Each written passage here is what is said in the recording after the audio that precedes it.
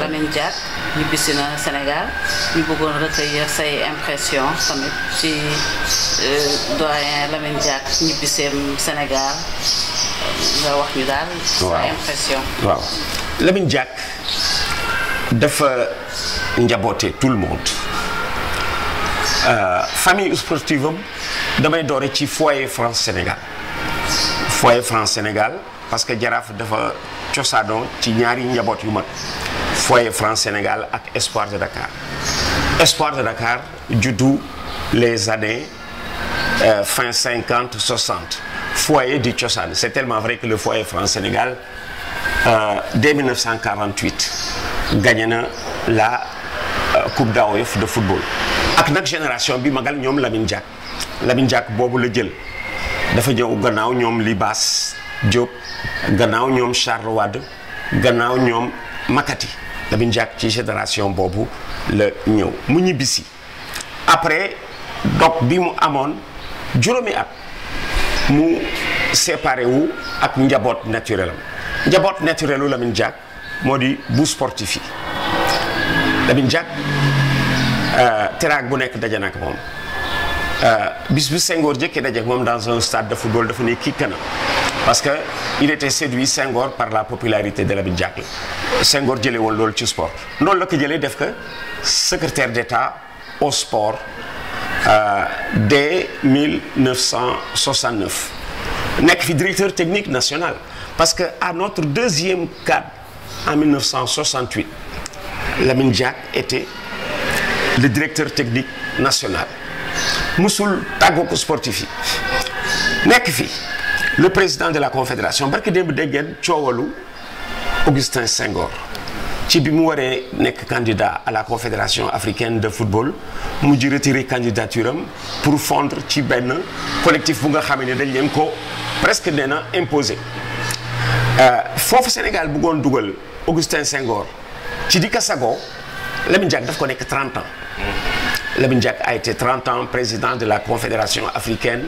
d'athlétisme mu mujj nag ci président mondial nee naa ak quelqu'un Lamine Diack était à l'athlétisme ce que Blatter fut au football tey jii Infantino le président mondial du football Lamine Diack est sorti de là-bas nee naa avocat Lamine Diack su ma ko jotoon temps bi mu nekkee en France depuis 5 ans danaa ko dey ni que Lamine Diack mii ñu topp mus na nekk français la woon puisque né bien entendu avant les indépendants et il fut champion de France en athlétisme parce que boobu temps ñun français la ñu Lamine Diack dafa daan jógee Dakar di dem di compétir au championnat de France il fut champion de France du saut en longueur dajeeg teraanga bu nekk ba pare nag séddoo teraanga bi nga xamee ni yàlla def ko dénkoon mu séddoo ko ak askan wi ci sama génération footballeur parce que sama génération dafa am jamono ju nga xamee ni boo dee un bon sportif doo dem dañ lay fixé sur place léegi ngay dégg ku dem football ji en France en Angleterre wala feneen en Europe booba temps dañ lay fixé sur place jox la salaire bu baax bari na ci xale yi tey jii ñu am liggéey ba jóge ci am kër ci sport bi lañ ko jëlee te ñu ci bare jaar nañu ci Lamine Diack ci sport ci loxoom ba am ci liggéey kon Lamine Diack bu ñibbisee Sénégal ci milieu naturel am dañ ci am mbégte mun woon bañ a ñibbisi ndax yéene bi nit ñi amoon ci moom je disais à quelqu'un Lamine Diack amul adversaire parce que pour faire du sport mu am compétition foog mu am adversité ñëpp mënuñu nekk sous le même maillot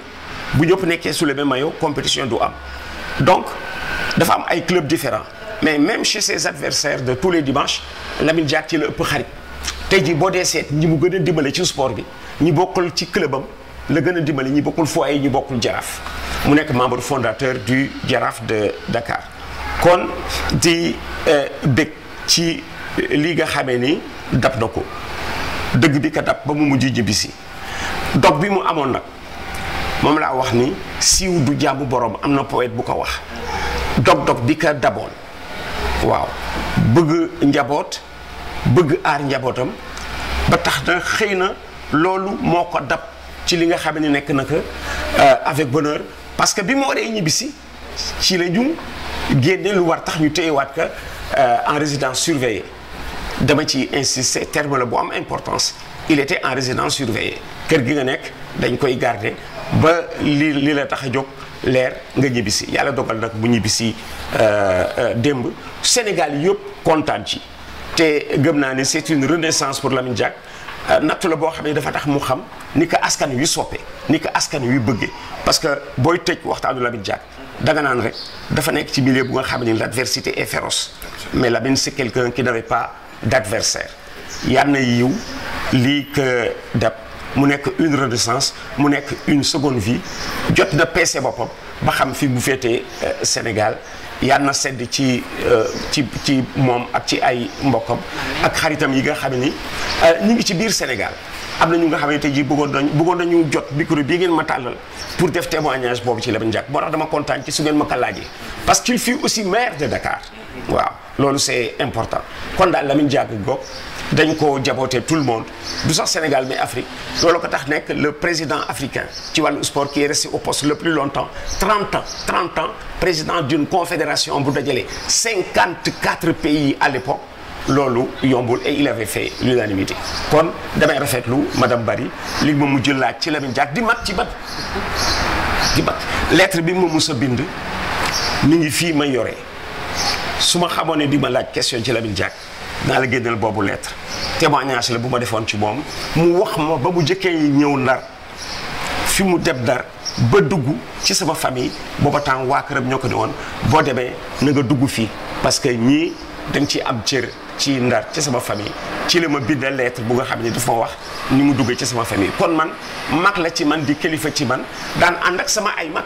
ay Amadou Seydou Zène ay Loma Dieye yi ngay dégg dafa lang ak ñoom te gannaaw bi mu footballee ak ñoom ba léegi li mu dund ak ñoom moo gën a yàgg période bi ñu daan ànd di football ci diggante Saint-Louis ak Foyer France Sénégal kon ñibbisi bi yàlla na yiw ci moom mu nekk nag lu nga xam ni gëm naa ni dana ko jig parce que xel yi ak xol yëpp dañu nekkoon ci moom di ko ñaanal ba yàlla delloo si ko ci biir njabootam.